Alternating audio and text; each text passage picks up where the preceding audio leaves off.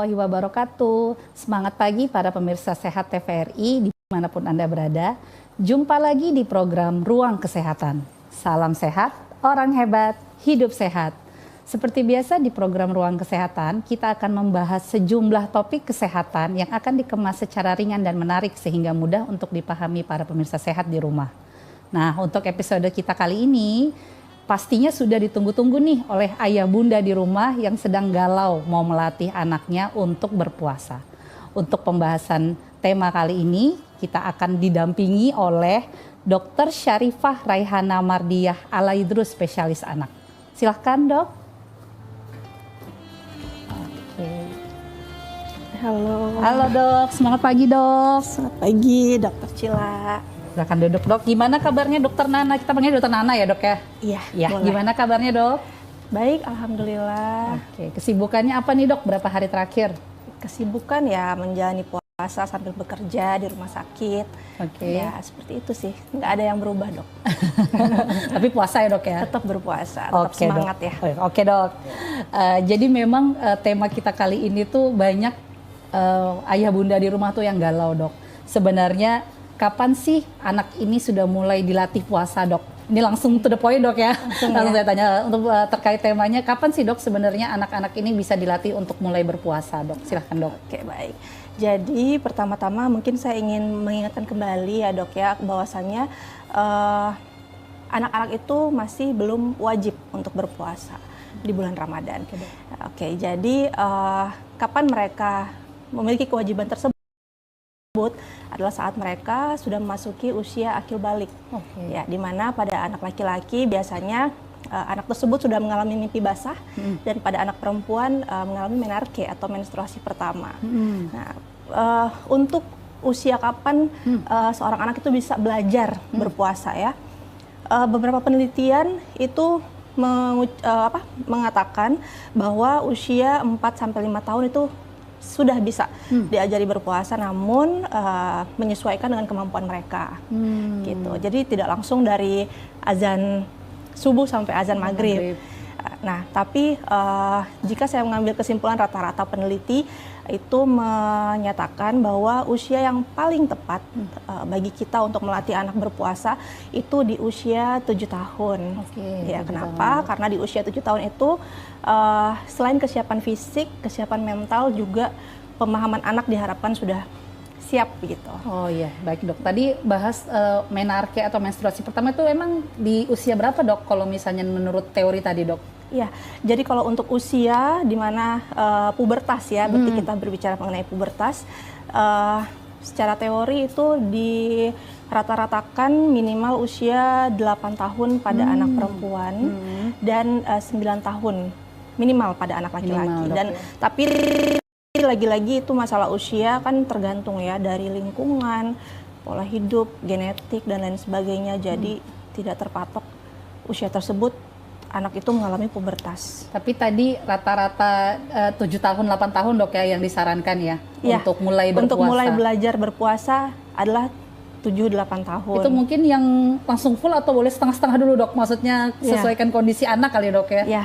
tentu kita harus menyesuaikan kondisi anak, seberapa kuat anak tersebut, apalagi mungkin siapa tahu anak tersebut baru pertama kali belajar berpuasa. Jadi ya kita kasih lama waktunya ya yang sekian jam dulu. Jadi misalnya standar ya 4 jam dulu ya. Apalagi untuk anak dengan usia yang lebih kecil, mungkin dia sekiranya kurang bisa kuat gitu menahan lapar dan haus, mungkin 2 jam dulu kalau untuk anak balita. Kalau untuk anak 7-8 tahun ya boleh 4-6 jam dulu. Setengah hari dok ya, sampai dia nanti bisa full gitu dok ya? Iya, nanti setelah 2-3-4 hari bisa dicobakan full. Berarti sebenarnya sudah bisa menjawab berapa lama durasi anak yang bisa diperbolehkan puasa dok ya? Iya. Spesifik waktunya berapa misalnya usia 5 tahun bolehnya 2 jam dulu deh, 7 tahun sudah boleh 6 jam deh. Itu ada nggak sih dok penelitian yang ngomong gitu dok? Sebenarnya nggak ada ya, nggak ada patokan. Patokan usia tertentu harus sekian jam. Jadi ya menyesuaikan aja sama kemampuan anak. Kalau bisa sih kita kasih patokan ya yang jarak waktu yang lebih panjang gitu. Jadi kita lihat seberapa kuat anaknya, berapa jam anaknya kuat. Jadi nggak usah diucapkan dulu, maksudnya kayak nanti kamu puasa 2 jam aja ya. Jadi ya udah kita bilang nanti seberapa kuatnya kamu, ya, bilang aja sama mama. Nanti boleh kok buka, kan baru ini masih belajar Dok begitu. ya. Jadi tahan-tahanan juga Dok ya. Misalnya Tahan-tahanan adek juga. tahannya berapa lama puasanya, seandainya di tengah-tengah akhirnya dia masih haus, ya udahlah diperbolehkan ya, nggak usah dipaksa gitu ya Dok Iya, ya. nggak usah dipaksa. Tapi sebenarnya manfaat berpuasa sendiri pada anak itu apa sih Dok? Ada nggak sih spesifik bahwa memang dianjurkan nih anak-anak ini sudah mulai berpuasa? Sebenarnya kalau manfaatnya itu sendiri banyak ya Dok ya. Pertama dari segi kesehatan, kalau dari segi kesehatan itu jadi kadar insulin yang rendah itu bisa menjaga kadar gula darah tetap stabil begitu.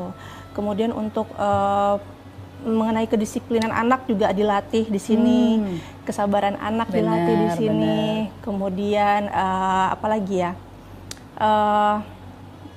masalah hormon pertumbuhan itu juga bisa kita kaitkan dengan puasa ini gitu Kak. Kenapa Dok tadi insulin, emang insulin ini saya identiknya dengan orang kencing manis Dok ya. Itu kalau saat puasa pada anak berperan apa tuh Dok? Insulin tadi tuh yang dokter bilang ditekan insulin selama puasa.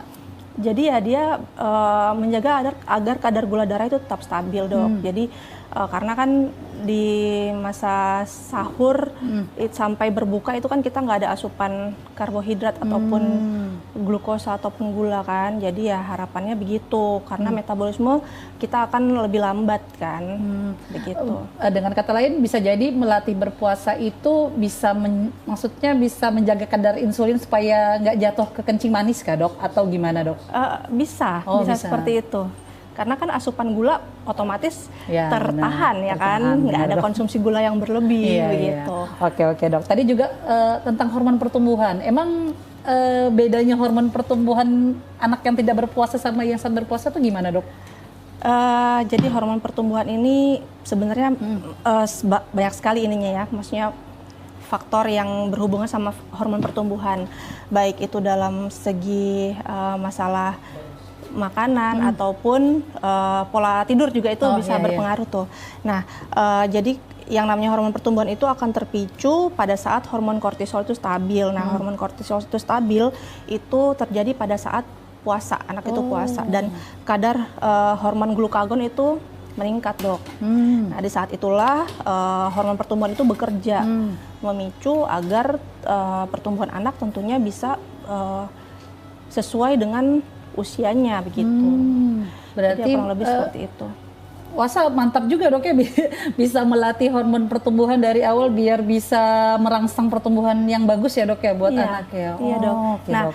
Tadi sempat saya ungkapkan sedikit mengenai pola tidur juga ya Dok. Betul Dok. Jadi pada saat anak puasa kan kita orang dewasa juga mungkin banyak yang berpikir kan tidur juga ibadah ya. Iya betul. Tapi kalau bisa ya si pola tidur ataupun jam tidur pada anak ini diusahakan ya tidak terlalu berlebihan, tapi tidak kekurangan juga. Jadi harus sesuai dengan porsinya. Kalau untuk pola tidur atau jam tidur anak itu kan standar itu di malam hari 8 sampai 10 jam sebaiknya. Dan seharusnya ya. Iya. Yang direkomendasikan ya Dok ya. Yang direkomendasikan. Untuk di siang hari ya kurang lebih 1 sampai 2 jam aja cukup. Karena hormon pertumbuhan itu kan bekerja di malam hari. Jadi maka dari itu sebisa mungkin anak dianjurkan tidur malam tidak di atas jam 10. Agar hormon pertumbuhan itu bekerja dengan baik saat dia tidur atau saat dia istirahat, sehingga anak ya bertumbuhnya dengan baik begitu. Betul Dok. Kalau misalnya pada saat puasa nih Dok kan sahur, berarti otomatis kita mengurangi jam tidur anak atau gimana itu Dok tipsnya? Kadang kan tadi dokter bilang 8 sampai 10 jam, tapi kan anak kita bangunin sahur kan Dok, jam 4 ikut kita. Itu biasanya kalau anak saya pribadi Dok, ngikut sahur, habis itu nanti sama-sama sholat subuh, terus habis itu dia tidur lagi. Saya bolehkan tidur sampai nanti dia sekolah lagi jam 8. Itu nggak apa-apa Dok? Nggak Polanya apa-apa. terganggu apa gimana gitu Nggak Dok? apa-apa sih Dok, nggak apa-apa. Atau mau dibikin tidur lebih cepat saat bulan puasa juga boleh. Jadi tetap 8 jam terjaga di malam hari begitu. Itu bisa, trik seperti itu bisa. Dikalkulasikan ya Dok ya, intinya 8 sampai 10 jam ya Dok ya. Oke, siap Dok. Kemudian Dok, apa sih yang harus dipersiapkan anak nih selama puasa? Kira-kira maksudnya haruskah dia makannya banyak banget di sahur sehingga bisa melewati puasa atau gimana, Dok? Ya, baik. Ini mungkin banyak juga ya ayah bunda di rumah yang memikirkan bagaimana sih cara-caranya ini untuk mempersiapkan anak puasa. Betul, gitu ya. Yang pertama yang jelas kita beri pemahaman terlebih dahulu. Jadi puasa itu apa sih? Terutama ibadah puasa di bulan Ramadan ya, kita beri pemahaman dari segi agama, kemudian ya kalau mau dari segi kesehatan ya boleh begitu kan. Seberapa bisanya anak menerima pengertian tersebut begitu. Kemudian yang kedua kita siapkan untuk nanti gimana anak ini menjalani puasa gimana dengan hati gembira. Oh iya benar. Jangan dipaksa ya. Tanpa paksaan begitu. Kalau saya iming-iming, Dok. Kalau kakak puasa nanti dapat hadiah dari. Itu bisa. Oh ya bisa ya. Bisa salah satunya itu dulu ya, Dok. Bisa, ya. boleh. Reward itu boleh kita berikan kepada anak. Kan namanya juga masih belajar ya. Benar, jadi benar.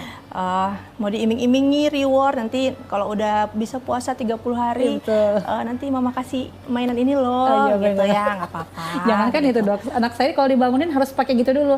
Kakak inget mainan, ayo kita sahur dulu. Baru bisa ini baru ya, bangun, Dok. Iya, Dok. Jadi curhat ya, Dok. Jadi curhat. Iya, Oh Dok. ya, terus juga masalah makanan loh, Dok. Jadi kalau untuk makanan mungkin sama standar ya seperti beberapa ahli gizi yang memberikan pemahaman kepada orang dewasa juga sama. Jadi untuk sahur pada anak terutama itu diusahakan mengkonsumsi makanan yang dengan kadar indeks glikemik yang rendah atau sedang. Jadi seperti oatmeal, kemudian jagung, ubi, kemudian apel, pisang itu untuk harapannya bisa menjaga perut kenyang lebih lama gitu, Dok. Terus selama Ramadan, selama dia berpuasa, ya kita usahakan moodnya terjaga gitu ya, selain diajak tidur, kemudian diajak bermain, menyibukkan diri gitu. Kalau bisa ya tanpa gadget ya, Dok. Harapannya bisa tanpa gadget ya. Berat ya. Iya, Tapi ya namanya gadget kan nggak baik ya untuk anak-anak. Jadi ya sebisa mungkin kalau kita punya waktu di rumah, ayah bunda di rumah gitu ya, ditemanilah anaknya untuk bermain yang real gitu, bukan mainan gadget gitu ya. Kemudian ya bisa sambil membacakan buku agama, menonton kartun Islami ya seperti itu. Nah saat buka kita berikan makanan yang dengan indeks glikemik yang tinggi, harapannya agar kenyangnya lebih cepat. Jadi ya seperti nasi dan sesuatu yang manis gitu. Oh justru saat sahur tadi indeks glikemiknya yang rendah atau sedang, kalau yang buka yang tinggi, Dok ya. Iya. Ini tadi saya dengar oatmeal apa itu kayaknya anak-anak saya nggak suka. Ya. Oatmeal beda nggak, Dok, sama sereal, Dok? Beda ya kayaknya, Dok, karena saya kurang tahu juga ya kalau misalnya dia kan pengolahannya sedemikian rupa ya kalau sereal ya. Sereal kan yang warna-warni, Dok. Itu anak saya suka banget tuh karena manis. Dok. Terus tuh, Dok, ada juga yang nanya, kan kita tuh butuh satset ya, Dok ya, saat sahur. Tuh boleh nggak sih, Dok, dikasih makanan siap saji kayak sosis, nugget atau apa gitu untuk yang saat sahurnya nih, Dok? Apakah termasuk glikemik tinggi, rendah atau sedang gitu, Dok? Ya, jadi saya juga belum menyebutkan bahwa kalau bisa kita tetap memakai panduan menu gizi seimbang ya, Dok. Jadi ya selain karbohidrat, kita tahu semuanya kalau menu gizi seimbang itu ada karbohidrat, protein, lemak, vitamin, mineral ya. Betul, Dok. Selain si makanan dengan indeks glikemik yang rendah, sedang, tinggi tadi itu kan mungkin berhubungan sama karbohidrat ya. Nah kemudian sebisa mungkin protein hewani itu kita berikan saat sahur dan berbuka gitu. Jadi minimal 1 telur atau kalau bisa didobel lebih baik, telur dan ayam, telur dengan ikan, telur dengan daging. Susah ini kayaknya, Dok. Kalau satu aja sudah syukur alhamdulillah gitu, Dok, kalau dia mau. Kalaupun mau dengan makanan siap saji, saya sih pribadi menyarankan kalau bisa makanannya yang diolah sendiri, Dok. Jadi kan kita bisa tuh, maksudnya resep-resep di YouTube itu banyak banget yang udah gampang diakses dan gampang diikuti. Kita bisa membuat nugget sendiri di rumah. Sosis ya sepertinya agak susah ya. Yang paling gampang itu nugget sih. Nugget kan banyak olahannya. Maksudnya bisa nugget ikan, nugget ayam, nugget udang. Iya, Nah, bener. kalau kita buat sendiri di rumah, pastinya porsi dagingnya bakal lebih banyak dibandingkan tepungnya. Nah, itu harapannya anak ini bisa mendapat asupan protein hewani yang cukup. Gitu, Dok. Berarti sebenarnya tidak direkomendasikan, Dok ya, akan lebih baik jika itu olahan sendiri, Dok ya, yang bisa terjaga kadar proteinnya tadi itu, Dok ya. Dagingnya lebih banyak begitu, Dok. Oke, Dok. Ini tadi ada yang selingan bertanya, Dok. Indeks glikemik itu apa, Dok? Maksudnya apakah yang termasuk, kan episode lalu kita juga sudah ada bahas terkait karbohidrat yang mudah mudah dicerna sama yang lebih susah dicerna, kompleks sama yang sederhana. Apakah sama, Dok, dengan indeks glikemik ini, Dok? Kurang lebih sama aja sih, Dok. Gitu. Jadi ya dari contoh makanannya pun sama. Oke, Dok. Siap, Dok. Kemudian, Dok, untuk kebutuhan cairan sendiri, Dok. Tadi kan udah kita bahas makanan nih. Kalau untuk cairan untuk pada anak-anak yang berpuasa gimana, Dok, tipsnya? Nah, cairan juga tadi belum saya singgung ya, Dok. Salah satu yang memang penting kita perhatikan pada anak yang berpuasa atau belajar berpuasa memang hidrasi. Jadi tadi masalah makanan sudah, minuman lagi nih. Kita harus menjaga anak-anak kita agar tidak dehidrasi. Betul, Dok. Jadi sama sih seperti ayah bunda tahu di rumah, kalau kita sebaiknya mengkonsumsi 8 gelas minimal sehari. Nah, kita bagaimana mengaturnya agar si 8 gelas ini bisa terpenuhi saat kita berpuasa, ya kita bagi-bagi begitu. Jadi misalnya kayak 2-3 gelas di subuh hari, kemudian 2 gelas setelah buka puasa, 2 gelas lagi setelah sholat maghrib, 2 gelas setelah sholat isya, dan sisanya sebelum tidur begitu, Dok. Dan cairan atau minumannya itu sendiri itu terserah mau apa aja begitu. Yang penting yang sehat dan tidak terlalu manis, Dok. Betul, malas ini es ya, Dok ya? Kayak es-es gitu, yang es-es takjil gitu nggak, Dok ya? Disarankan nggak sih, Dok, itu? Sebaiknya sih mungkin yang hangat dulu ya, Dok. Maksudnya supaya nggak kaget aja sih tenggorokannya. Takutnya nanti malah jadi radang tenggorokan. Kan sering ya sering banget, Dok. Anak-anak ataupun orang dewasa yang berpuasa karena kalap mata dengan takjil yang gorengan, yang es gitu, malah jadi radang tenggorokan gitu ya. Iya, Dok. Betul, jadi Dok. ya sebisa mungkin apa aja, air putih hangat, teh, susu, apalagi kayak kaldu, air sup, pokoknya segala macam cairan boleh diberikan pada anak agar untuk mencegah dehidrasi tadi. Tapi untuk teh mungkin porsinya sebaiknya di minimalisir, maksudnya karena kan mungkin ada beberapa juga ya bunda tahu bahwasanya teh itu bisa mengikat zat besi, begitu. Sementara anak-anak kita ini banyak yang kekurangan zat besi. Mungkin entah dari asupan zat besinya memang yang kurang, tidak suka makan daging ataupun sayuran hijau, atau sebenarnya enak aja makannya, semua lauk dia makan, tapi minumnya selalu pakai teh, seperti iklan ya, apapun makanannya minumnya teh tit. Benar-benar, Dok. Jadi kalau untuk ini sih pertumbuhan ya, anak-anak yang bertumbuh begitu ya, sebisa mungkin ya diminimalisir lah. Kalau bisa nggak berbarengan sama makanan lah. Takutnya makanan yang dikonsumsi itu mengandung zat besi, jadi terikat karena tehnya, akhirnya jadi nggak berefek. Oh, jadi maksudnya tadi teh itu ngikat zat besi, jadi nggak bisa terserap di tubuh, Dok. Betul. Ya, terbuang ke kencing gitu, Dok ya. Jadi ditangkap duluan sama si teh tadi, diikat, nggak sempat masuk ke dalam darah dan berfungsi sebagaimana mestinya. Udah dikeluarin gitu ya. Oke, Dok. Kemudian, Dok, ada nggak tips, Dok, untuk anak itu biar tidak stres selama puasa? Tips agar anak tidak stres dalam berpuasa. Ya, yang pertama tadi yang sudah sempat saya singgung bahwasanya anak itu dibikin happy. Betul, Dok. Tidak terpaksa. Jadi ya diberikan pemahaman kalau puasa ini nanti dapat pahala loh dari Allah. Terus ya nanti mama kasih juga ya gitu. Tetap ya, Dok, ya, ada iming-iming, Dok ya. Itu boleh ya reward ya, Dok ya. Jadi usahakan juga kegembiraan anak itu jangan diganggu dengan hukuman-hukuman. Maksudnya ya udah kita jalani bulan puasa ini dengan penuh kegembiraan gitu, walaupun dengan iming-iming reward tadi gitu ya. Maksudnya kayak siapa tahu kan, ih kamu tuh nggak sholat, nanti mama hukum lo, nggak usah lah. Maksudnya ya udah diingatkan aja begitu dengan santai begitu. Jadi anak nggak stres.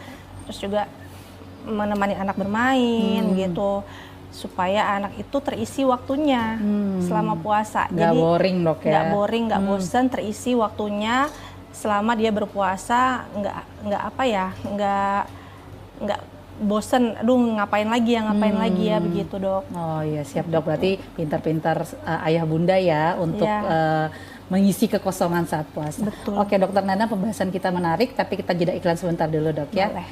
Oke pemirsa Sehat TVRI di rumah, jangan kemana-mana, tetap di program Ruang Kesehatan. Salam sehat, orang hebat, hidup sehat, don't go anywhere.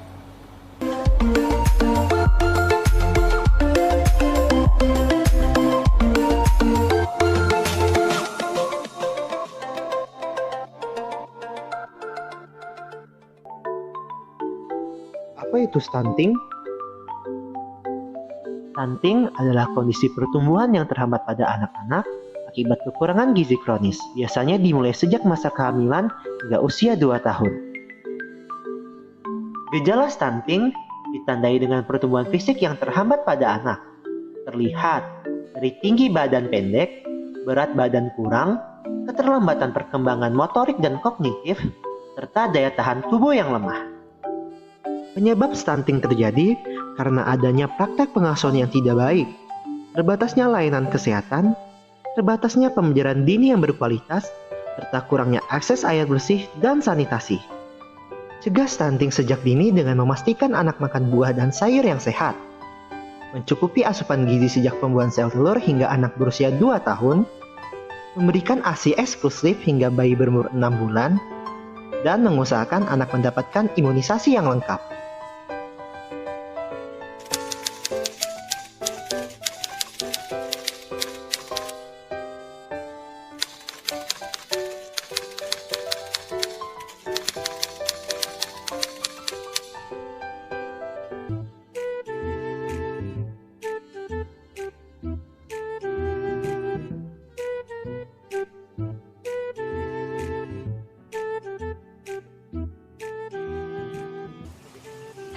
Kok dibakar sih? Wah, emangnya kenapa? Kan ada cara lain. Kita bisa mengolah sampah tanpa rusak lingkungan. Yuk, aku punya beberapa tips untuk kamu. Pertama, memisahkan sampah sesuai jenisnya. Cara pertama yang dapat kamu lakukan untuk pengolahan sampah dapat dimulai dengan memisahkan sampah menjadi 2 bagian, yakni organik dan anorganik. Kedua, melakukan zero waste.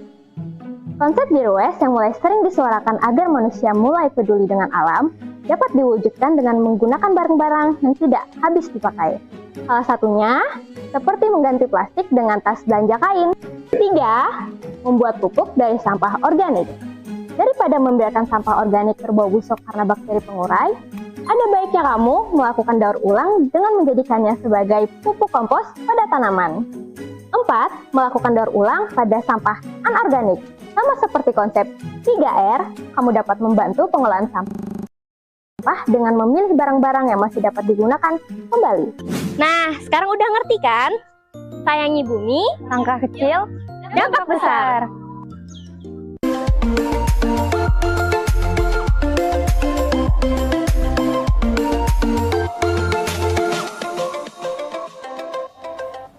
Oke, pemirsa sehat di rumah, kembali lagi di program Ruang Kesehatan. Salam sehat, orang hebat, hidup sehat. Masih bersama saya Dr. Cila dan juga narasumber kita, Dr. Syarifah Raihana Mardiah Alaidrus, spesialis anak dalam bahasan topik belajar berpuasa pada anak. Nah, oke dok, tadi udah panjang lebar kita bahas di sesi sebelumnya. Ini kemudian dok ada pertanyaan juga nih dok. Kira-kira nih kalau anaknya saat sahur, saat diajarkan puasa nih dok, saat sahur atau berbuka pengennya minum aja nggak mau makan. Mungkin kalau yang sahur kan masih berat nih matanya dok, mau langsung disuruh makan. Iya. Nah itu bolehkah atau gimana dok dalam latihan puasa pada anak? Iya, sebaiknya sih dok kita tetap gimana caranya mengusahakan anak tersebut makan ya dok. Karena kan kita juga butuh asupan itu glukosa untuk supaya kita tahan begitu ya, nggak jatuh ke kondisi kekurangan gula selama ini, selama berpuasa. Jadi ya terus juga protein yang tadi saya bilang, protein hewani supaya anak itu tetap kuat begitu kan, karena kan protein untuk pembentukan massa otot ya. kemudian kalsium segala macam mungkin bisa dikasih di susu untuk agar tulang kuat. Cuman ya selain minuman sebisa mungkin sih kalau bisa makan ya. Akan tetap dok ya. Tetap, karena kan minum juga apa sih paling berapa gelas ya. Kandungannya beda dok ya. Karena memang saya ngalamin juga dok, anak saya kalau udah baru bangun tidur sahur gitu, kayak nggak bisa ngunyah gitu dok. Jadi saya harus berkali-kali, kakak cuci muka dulu deh, baru disediain makan, baru dia pelan-pelan makan. Tapi sebenarnya nggak boleh dok ya kalau cuma minum doang ya. Iya, sebisa mungkin sih tetap makan dok. Gimana kalau yang puasa juga, yang buka dok, berbuka juga sama dok? Apakah? Sama. Oh gitu, tetap harus makan dok ya? Tetap harus makan. Walaupun misalnya dikasih susunya 2 gelas nih, itu nggak boleh dok ya? Ya kalau kadang-kadang ya anak-anak itu banyak yang orang tuanya lebih memilih untuk memberikan susu banyak begitu ya. Ya anak saya nggak pernah mau makan dok. Betul. Dia minumnya 10 gelas, 10 botol sehari. Susu sehari, gitu, oh my god. Jadi kalau saya sih sejujurnya nggak bisa seperti itu ya dok ya. Jadi memang sebaiknya kalau di luar berpuasa ya, di luar bulan Ramadan, anak itu harus makan 3 kali sehari dengan 2 kali selingan. Nah selingan itu ya terserah. Kalau bisa yang bergizi juga gitu ya, mau buah atau sesuatu yang tinggi protein seperti sandwich yang isinya telur, daging begitu ya dok.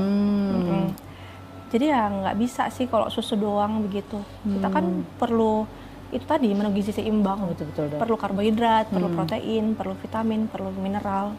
Sedangkan di susu apapun itu tidak ada dok ya yang ngandung langsung karbo, langsung mineral, semua itu nggak ada dok ya. Jelas nggak ada dok. Oh, iya. Oke itu ayah bunda berarti memang harus tetap makan ya. Iya. Kemudian dok, tadi tentang waktu anak kita puasa nih dok, gimana kita tahu dia ini misalnya lemes, kan kadang saya juga nemukan anak saya, kakak kok lemes, apakah itu pertanda dia sudah tanda-tanda diwajibkan buka puasa dok, ataukah cuma lemes-lemes puasa biasa gitu dok? Iya, jadi kapan anak kita belajar berpuasa kan seenggaknya dia itu pasti sudah bisa mengungkapkan ya dok, mengungkapkan apa yang dia rasakan begitu ya.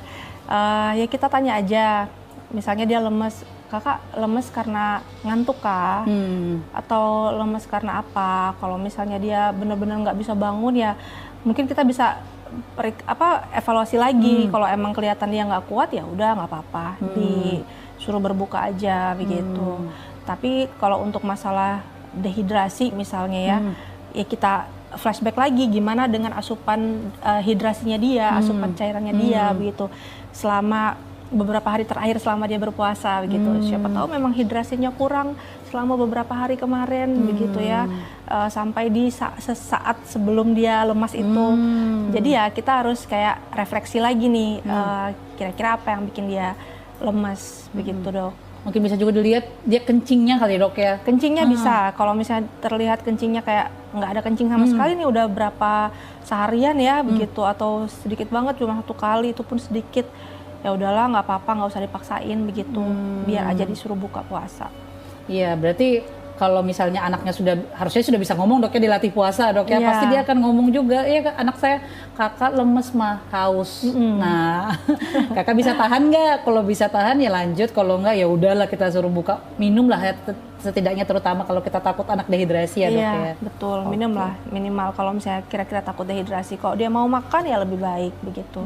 Oke, siap dok. Iya. Kemudian dok, ini selain kita ini udah di tengah-tengah bulan Ramadan dok, jadi kita juga belajar, kita memberikan informasi terkait belajar berpuasa pada anak, dan juga kita juga mau sharing nih dok, nanti dok menjelang lebaran nanti sebenarnya juga banyak ya dok ya kasus-kasus anak yang akan dokter temuin di praktek ya biasanya ya. Menjelang lebaran. Menjelang lebaran ya mungkin kasus-kasus standar aja sih dok.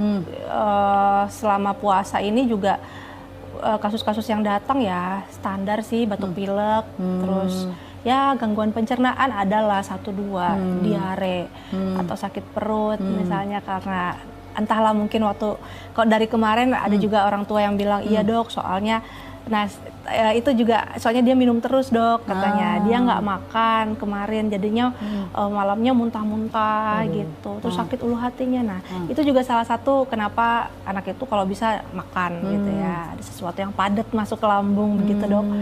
Jadi ya harapannya nggak terjadi gangguan pencernaan begitu, diare, nyeri ulu hati, kembung begitu. Itu mungkin akan seperti itu juga sampai menjelang Lebaran. Setelah Lebaran, tapi kan Dok, nggak ya. semua ya kan, paling ya 1-2, maksudnya nggak, beberapa aja begitu yang seperti itu. Itu pun kalau batuk pilek juga bukan karena puasa kan. Batuk pilek itu kan rata-rata karena virus atau bakteri. Jadi ya nggak ada yang spesifik sih dok. Nggak ada yang spesifik dok ya. Tapi kira-kira kalau kayak tadi dok yang diare, nyeri ulu hati, atau bahkan sembelit bisa nggak sih dok gangguan pencernaan Sembelit termasuk? bisa. Mungkin dia terlalu banyak makan apa? Ya terlalu banyak makan daging-dagingan atau yang kurang serat gitu dok. Kurang serat, kurang buah, kurang minum juga bisa bikin sembelit.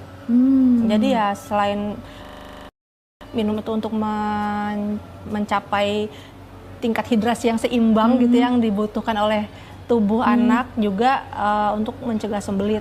Oke dok, itu kalau menjelang Lebaran dok ya. Kalau misalnya setelah Lebaran nih dok kan, wah apalagi kalau silaturahmi ke rumah-rumah sanak saudara nih dok, minumnya macam-macam nih dok, makannya macam-macam, dihantam semua dok. Nah itu setelah itu kira-kira anak-anak efeknya apa dok? Kalau misalnya menjalani kayak gitu dok?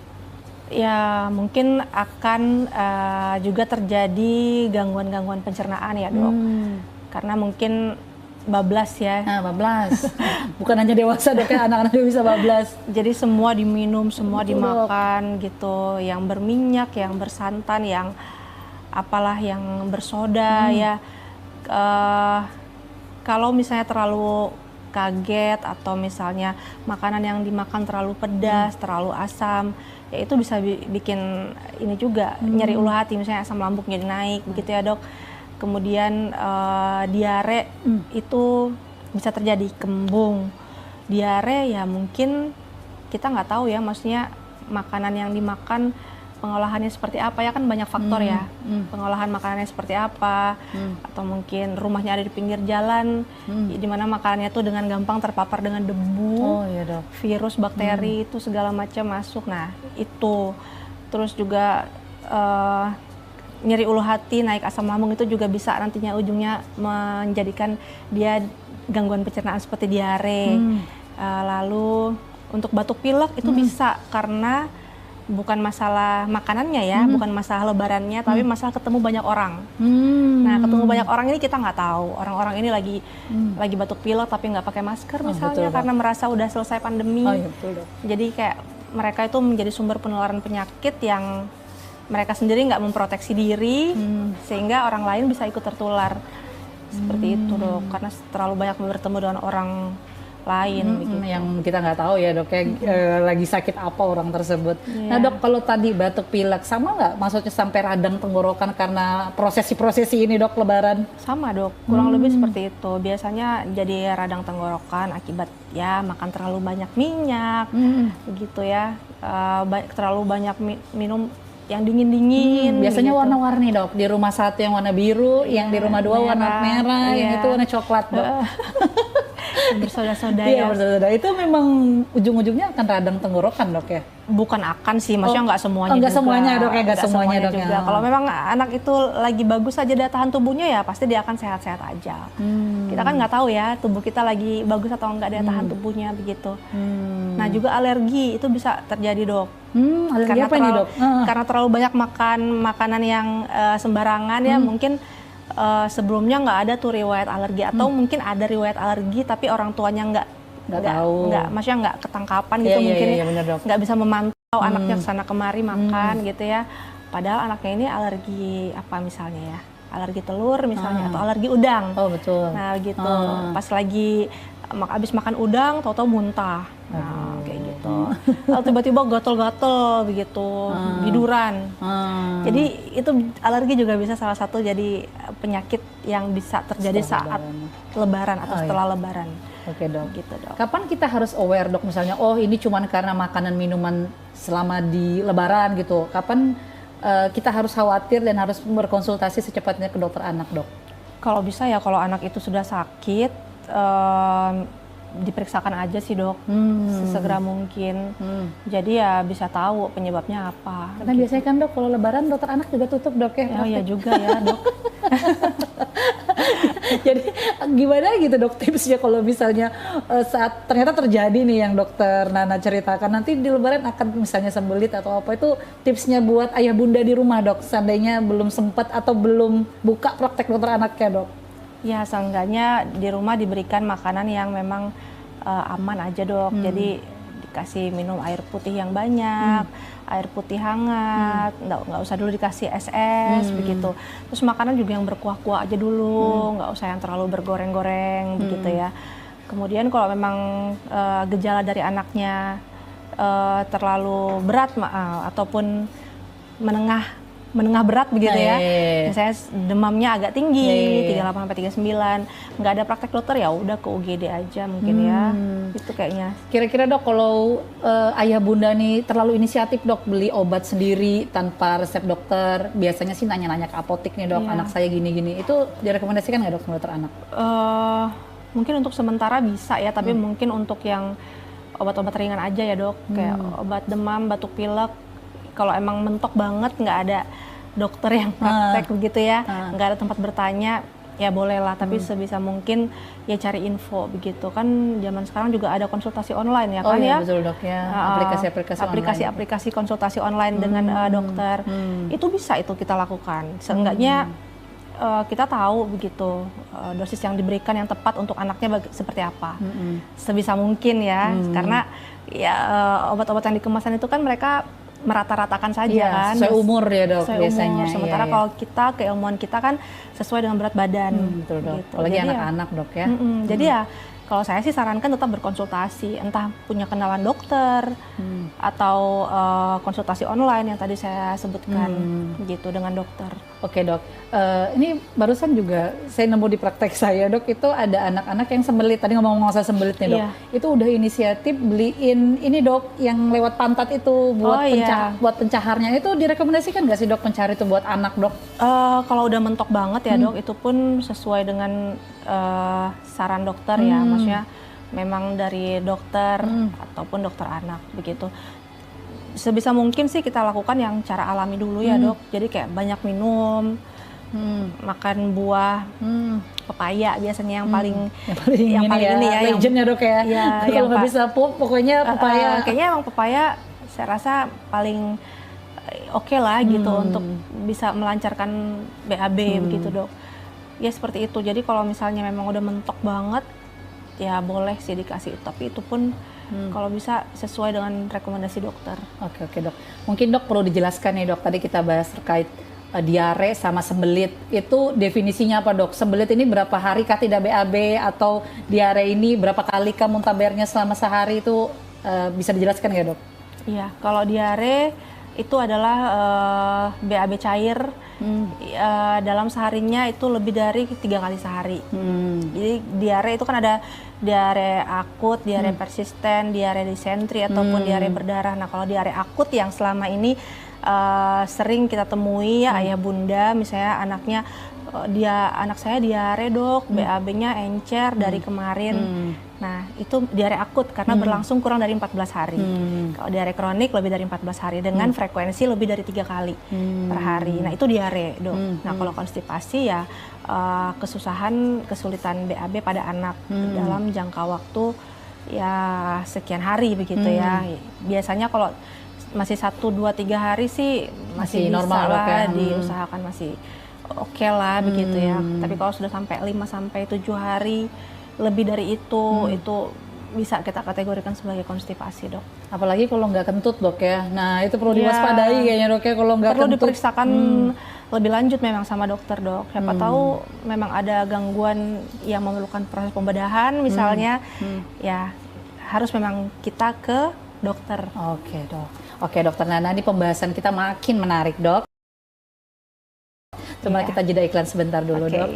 Oke, para pemirsa Sehat TVRI di rumah, kita jeda iklan sebentar dulu. Jangan kemana-mana, tetap di program Ruang Kesehatan.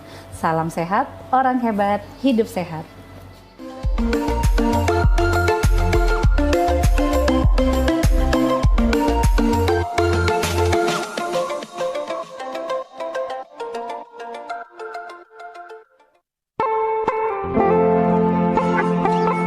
Balikpapan, Simpul hilirisasi migas dan logistik Kalimantan Timur berdampingan dengan ibu kota Nusantara. Bahwa kepindahan ibu kota negara ke Nusantara adalah bukan hanya pindah istana presiden, tetapi yang ingin kita bangun adalah budaya kerja baru, mindset baru. Ibu kota Nusantara, babak baru peradaban bangsa Indonesia. Menjadi pusat pemerintahan dan inovasi hijau. Walaupun kita harus berpikir bahwa IKN Nusantara ini kan Indonesia sentris, nggak boleh lagi Jawa sentris dan juga nggak boleh Kalimantan sentris, tetapi kita ingin mengangkat juga budaya lokal ke dalam berbagai hal di mana keseharian kita juga nanti akan diwarnai. Dibangun dan didirikan berdasarkan Undang-Undang Nomor 3 Tahun 2022 tentang Ibu Kota Negara. Menuju visi Indonesia 2045.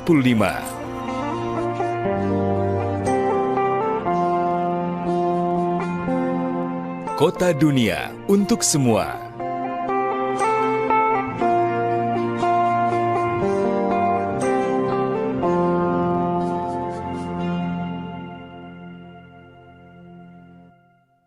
Kenapa tayangan TV sekarang begini? Gosip semua, drama semua, provokasi semua, hiks. Gak bahaya kah? Aku lelah, aku kesal. Gimana kalau nonton TVRI aja?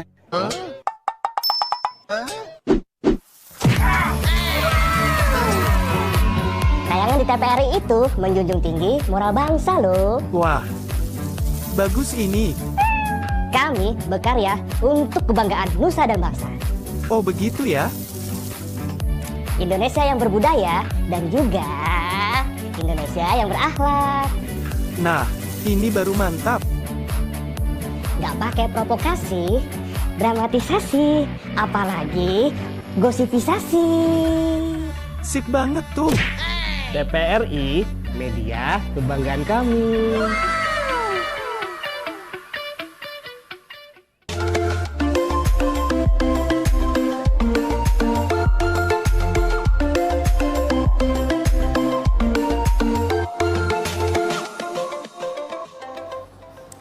Oke, pemirsa Sehat TVRI di rumah, masih di program Ruang Kesehatan. Salam sehat, orang hebat, hidup sehat. Masih bersama saya Dr. Cila dan juga narasumber kita Dr. Syarifah Raihana Mardiah Alaidrus, spesialis anak dalam topik belajar berpuasa pada anak. Nah dok, untuk sesi ini kita akan mengklarifikasi dok, saya akan meminta klarifikasi dokter terkait pernyataan-pernyataan yang sudah saya kumpulkan dari netizen maupun dari pemirsa sehat di rumah.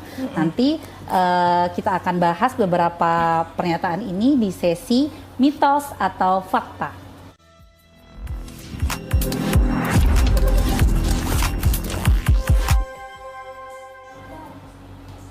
Nah, oke dok. Di sini saya siapkan dua properti dok. Di sini ada mitos atau fakta dok. Nanti setiap pernyataan yang saya ucapkan, silakan dokter Nana menyebutkan ini fakta atau mitos dan juga alasan kenapa itu fakta atau mitos dok. Siap dok? Siap. Oke dok. Seperti games ya? Iya seperti games dok. Santai aja dok. Kalau memang dokter bingung, bisa juga dua-duanya dok. Tapi nanti dijelasin mitosnya kenapa, faktanya kenapa. Oke, siap dok. Untuk pernyataan pertama. Puasa akan menurunkan imunitas anak. Mitos atau fakta? Mitos. Oke, kenapa dok? Itu mitos dok? Karena sebenarnya malah justru akan meningkatkan imunitas tubuh anak dok. Karena kayak kita jelasin tadi dok ya di awal. Seperti yang tadi sempat saya jelaskan bahwasanya kan teratur nih kan. Sehari-hari makannya teratur, terus harapannya juga cairannya banyak, begitu.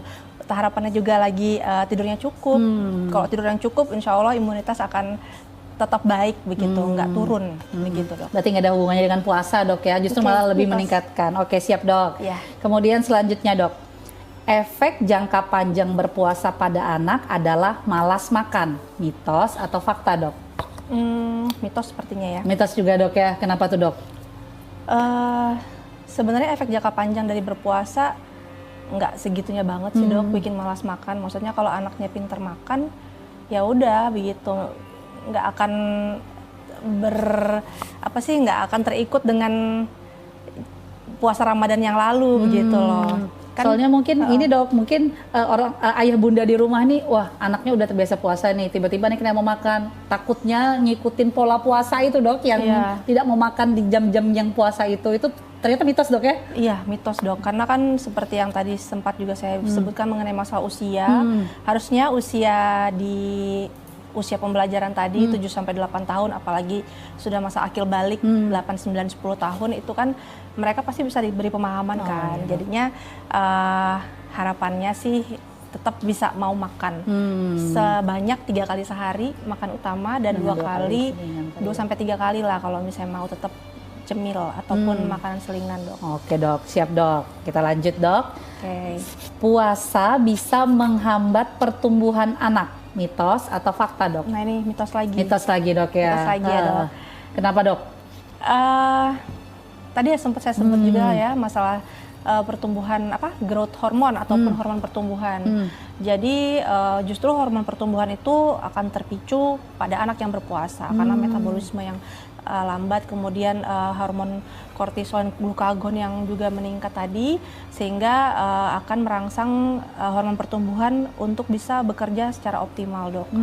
Jadi kalau dibilang akan menghambat pertumbuhan, sepertinya sih enggak, tapi tetap kita lihat kembali masalahnya ataupun pola makannya bagaimana. Kembali ke menu gizi seimbang supaya anak tersebut tidak jatuh ke keadaan gagal tumbuh ataupun stunting. Gitu. Siap dok, panjang lagi dok ya kalau kita bahas tentang stunting. Oke, nanti tema berikutnya kali dok ya. Oke dok, lanjutnya anak usia lebih dari 3 tahun tidak perlu minum susu lagi. Mitos atau fakta dok? Kalau saya sih fakta ya. Oh ya, oke dok. Kenapa dok itu faktanya? Ini kalau secara umum ya dok, dok. Karena kan memang di usia, taruhlah di usia 1-2 tahun aja kan porsi susu itu sebenarnya udah cuman sekitar 25% ya. Selebihnya 75% sampai 80% sudah harusnya terpenuhi gizi anak itu lewat makanan. Jadi kalau misalnya sudah di atas 3 tahun anak tersebut mau makan, ya udah nggak apa-apa sih, nggak usah wajib beli susu formula begitu dok. Karena memang ya zaman dulu ya menu 4 sehat 5 sempurna harus dengan susu ya. Tapi kalau sekarang kan menu gizi seimbang aja. Jadi sebisa mungkin seluruh komponen dari menu gizi seimbang itu sudah bisa dihadirkan lewat makanan begitu dok. Jadi nggak apa-apa. Fakta dok ya, bahwa tidak perlu lagi, tidak wajib lah dok tidak ya. Tidak wajib diberi susu. Tapi kita lihat lagi dok, anak per anak kan ada yang dinamakan stunting. Stunting itu adalah perawakan pendek lah ya, akibat kekurangan gizi yang kronis begitu ya. Dan stunting itu sendiri berjalan sampai di usia 5 tahun, usia definisinya. Kalau misalnya anak tersebut di usia 3 tahun ke atas tadi ternyata stunting atau gizinya termasuk gizi kurang atau gizi buruk, nah mungkin kita bisa memikirkan pemberian susu. Susunya pun susu khusus dok. Jadi ya tidak memang saklek 3 tahun lebih itu tidak diberi susu. Oh iya, tergantung kita lihat lagi dok, ya. Anak per anak kondisinya seperti apa. Apakah memang dia memerlukan kalori tambahan yang bisa diberikan lewat susu khusus tadi gitu. Siap dok. Oke dok. Selanjutnya dok, konsumsi vitamin saat anak berpuasa bisa meningkatkan nafsu makan. Mitos atau fakta dok? Kalau saya sih mitos ya. Kenapa dok mitosnya dok? Sebenarnya penambah nafsu makan itu enggak ini ya dok, tidak sebegitu efeknya begitu loh. Maksudnya kalau ada orang tua yang bergantung pada obat penambah nafsu makan, itu saya rasa sih kok harus bisa ini kan mindset orang tuanya agar jangan bergantung pada obat penambah nafsu makan saja gitu. Kita harus mengetahui apa penyebab anak tersebut tidak mau makan. Siapa tahu dia memang lagi sakit atau misalnya giginya lagi tumbuh, betul dok, gitu ya. Jadi misalnya orang tuanya sebenarnya ngeh aja sih tahu kalau anaknya ini lagi sakit, tapi dia nggak mau makan dok, gitu. Bisa kah dikasih penambah nafsu makan? Saya sih biasanya kalau anak sakit datang ke saya begitu ya, saya pasti bilang sama orang tuanya, nggak usah dulu diharapkan anaknya mau makan banyak selama sakit. Kan namanya kita orang tua juga kalau lagi sakit nggak ada nafsu makan kan, jadi ya jangan paksa anak juga untuk nafsu makannya banyak saat lagi sakit. Betul, Nanti di saat dia sudah mulai sembuh, sehat lagi, baru kita usahakan lagi makannya. Biasanya sih nafsu makan anak itu akan ada lagi kok setelah anaknya sehat, sembuh. Dok, ya. Oke, siap dok. Lanjut dok. Hanya anak dengan berat badan ideal yang boleh puasa. Mitos atau fakta dok? Mitos sih ya. Mitos ya dok ya. Kenapa dok? Sebenarnya kalau anak dengan kan berat badan ideal itu ya oke lah gitu ya. Tapi ada juga berat badan lebih. Iya betul. Ya, berat badan kurang juga ada. Tapi kalau misalnya anak tersebut gizinya termasuk gizi buruk dok, mungkin kita bisa pertimbangkan kembali ya anak tersebut tidak usah puasa atau enggak begitu ya. Kalau bisa ya dibaikin dulu lah nutrisinya ya. Kalau secara umum sih kan berat badan ideal bisa aja yang tadi saya bilang gizi lebih boleh kok begitu kan, nggak ideal juga begitu. Karena pemikiran orang BB ideal itu ya yang tidak kurus dok dan cenderung yang lebih gemuk. Ya lebih gemuk. Oh ternyata boleh dok ya justru berpuasa ya. Boleh. Terus juga kalau misalnya anaknya tampak kurus atau tidak gemuk-gemuk banget begitu ya, cobalah datangi dokter khususnya dokter anak ya, dokter spesialis anak yang bisa menentukan status gizinya anak tersebut itu di tingkat apa begitu. Jadi ya kita kan biasanya nggak dengan kira-kira karena kita juga punya grafik ya, grafik WHO yang selama ini kita pakai untuk menentukan status gizi anak. Jadi tentukanlah dulu status gizinya apa. Kalau emang mentok banget ya harus diberi asupan nutrisi yang kita concern banget di situ karena gizi buruk, ya depending dulu puasanya nggak apa-apa sih. Berarti ya biasanya kan ayah bunda kira-kira dok ya, ini anak kayaknya kurusan deh dok. Iya, padahal ternyata kalau dilihat dari tinggi badannya, oh masih normal kok, atau dilihat dari usianya, oh masih normal kok, begitu. Berarti memang harus bertemu dulu dengan dokter anak untuk screening gizi dok ya. Betul. Oke dok, selanjutnya dok. Anak tidak boleh mandi saat sakit. Nah ini meluas dok ya. Ini yang tanpa puasa nih dok. Anak tidak boleh mandi saat sakit. Mitos atau fakta dok? Mitos. Nah kenapa dok? Jadi anak sakit itu sebaiknya justru dimandikan ya dok. Walaupun dia demam, kita sarankan untuk tetap dimandikan. Tapi ya dimandikannya jangan pakai air dingin juga gitu ya. Tetap mandikan dengan air hangat. Harapannya sih supaya anak itu menjadi lebih rileks begitu ya. Kemudian dengan anak menjadi dimandikan itu kan anak menjadi bersih. Kalau anak sakit terus nggak dimandikan malah virus atau bakteri-bakteri yang ada itu malah makin menumpuk begitu dok. Jadi ujung-ujungnya anaknya jadi susah sembuh. Baik gitu. dok. Dan jangan lupa menyikat gigi setiap mandi.